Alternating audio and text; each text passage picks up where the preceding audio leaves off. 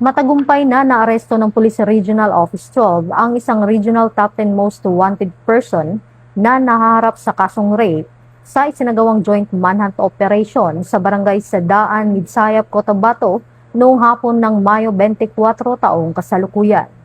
Isinagawa ang operasyon bandang alas 2:30 ng hapon. Siya ay naresto sa bisa ng warrant of arrest para sa kasong rape sa ilalim ng Article 266-A Revised Penal Code na walang inirekomendang piyansa. Patunay ito na ang matibay na koordinasyon ng ating mga unit at ng ating walang humpay na pagsisikap upang mapanagot ang mga lumalabag sa batas alinsunod sa PNP Focus Agenda sa ilalim ng bagong PNP para sa bagong Pilipinas, serbisyong mabilis, tapat at nararamdaman.